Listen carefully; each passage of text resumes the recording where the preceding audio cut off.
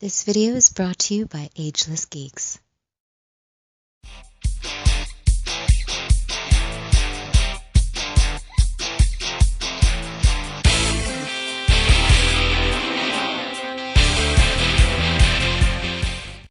Hey, what is up guys? This is Anthony, aka BatBomb82, and today I'll be doing a review of the SH Figuarts WWE's Triple H. Now, taking a look at the front, we can see that the figure is showcased in a window box packaging done in a green motif. Turning the box around, we can see the figure in multiple posing positions, with the words "The Game," "The King of Kings," and "Pedigree" printed on the back. So with the box out of the way, let's crack this figure open and see what we have inside. And here's Triple H out of the box. And man, yet again, SH Figuarts gives us a really cool wrestling figure from their new WWE line. He's got great head sculpts, really good accessories, and really good sculpt and articulation and paint as well. So I'm so stoked that I finally get to review him. But before we take a closer look at the figure, let's take a look at the accessories. So Triple H does come with several accessories. First up, he comes with 3 interchangeable faceplates, his sledgehammer, his bottle of water, and 3 pairs of interchangeable hands. So with the accessories out of the way, let's take a closer look at the Game. Alright guys, now let's take a closer look at Triple H. Now he is the Game, the cerebral assassin. Again, just another legendary wrestler. Now, I'll be a little honest, I've always kind of hated Triple H. You know, he's don't get me wrong, he's a great heel character and whatnot, but damn, like, I both respect the hell out of the guy and both hate him as a character, so I guess he's doing his part as a heel, causing me to hate him, which is a good thing, you know, but overall, this figure is dope. I love again what Figuarts is doing with these wrestling figures. The muscle structure looks pretty good. It looks a little soft, but not gonna lie, it looks pretty natural for the most part at the same time. It looks really good. And you can probably tell from the back, like the other figures, there's some slight airbrushing here of like a pinkish brown color along the muscle structure to really pop the muscles out and make them just stand out more, and really brings out the sculpt a little bit, and it actually adds to that skin tone feel and texture and look to it, which is really good. Now he just does have his standard black tights. You can see like with the cross right there and the skull. Nothing on the back. Wish they would give us something with printing on the back as well, but they just opted out to just go plain for the most part. Simple boots and whatnot. The pads around the wrist tape. You got the one fist with the actual full wrist tape engulfing the hand, and then just the one around the wrist on the other side. Now the head sculpts look great. Very well done. Again, Figuarts utilizes a dot matrix paint apps technique to really get that detail in there, so it does look really good and really intense. You know, Triple H is kind of well known for making very expressive facial expressions, with that brow and that nose is just gnarly, really intense eyes. He even got his goatee there, or 5 o'clock shadow, whatever you want to call it. All looks really good. Now the hair, very well done, very well sculpted. It's kind of interesting how they went, because it's almost like a metallic gold, how they did the hair right here, with a dark wash in it.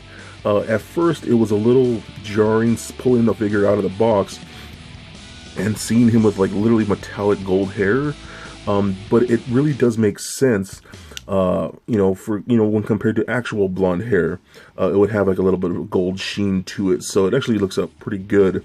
It was just a little weird when I first saw it. So now he does come with a bunch of accessories. He comes with interchangeable faceplates, so you just pull it by the chin, and you can see little pegs right in there, and peg holes right in the hair like that. Then you have this one right here, which is a screaming face. And that's going to be the one for like your action poses and things like that, or even the one where he's like spitting the water out of his mouth like that. Are pretty cool. He has this one right here, which is a little weird and kind of creepy, but it's him kind of smiling and looking to the side, so that's a little weird. That's probably the weakest one of the bunch for me. So it's a little odd. Now he does have interchangeable hands. They're on just little pegs, so you just pull them off just like that. And then we'll put on, say, this hand right here.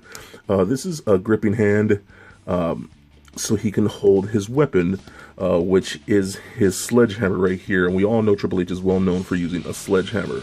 And it holds very, very well in that hand, just like that. So you can get some really good swinging poses and whatnot, or even put it over the shoulder. Pretty much anything you need with that. So that's pretty cool. So let's go ahead and take off this hand right here. And we're going to put on this hand that looks like an open palm hand. Now this one actually has articulated fingers, as you can see, just like that. What that hand's for is going to be for your, action poses and grappling poses and things like that. But what he also comes with is this little accessory right here, which is a little bottle of water, which is, again, something Triple H is very well known for, especially with his entrances and whatnot. Now, you can do this and just kind of wrap those fingers around the bottle, and it kind of holds. So if you play with it, it will hold into place, and you can just do some poses with it like that. Maybe just do some drinking poses and whatnot. But I do know it is a little loose and it does kind of slip out of the hand. But if you work at it, it'll hold pretty good. Now, one thing I really wanted to see when getting this figure, to see if we could utilize some elite accessories. So I have this right here. We all know what this is. His, Skull King helmet mask, whatever you want to call it. So you fit it over the head, and it does fit. But it obviously looks a little too big for his head. But I guess if you really wanted to, you could do that. You even got something like his cape right here from the Elite figure. If you wanted to try that, it's honestly it's too big. So if you really try to stand it up, it's just going over the shoulder pads are kind of going like up to his forehead, which just does not work. So yeah, I just wanted to try that, but too bad you can't. I kind of wish it came with some accessories like that. It would have been cool to at least get like the mask in a figure arts form at least. So, oh well, pretty cool. So let's take a look at articulation now. The head and the neck are ball jointed, but we do have long hair, so it hinders it a little bit, but you still can roll around like that. Rotate left and right, but the faceplate does come off because of the sides of the hair, like almost like his bangs right here will hit the shoulder and it'll pop the faceplate off. So you can look up and down like so, a little bit of head pivot. We do get butterfly joints in there. You can see them coming out of the cup right inside there, so you can bring his arm all the way across his body just like that. Ball joints at the shoulders go all the way up and down, out about that far. You can do a little more like just like that, kind of rotation in that joint right there.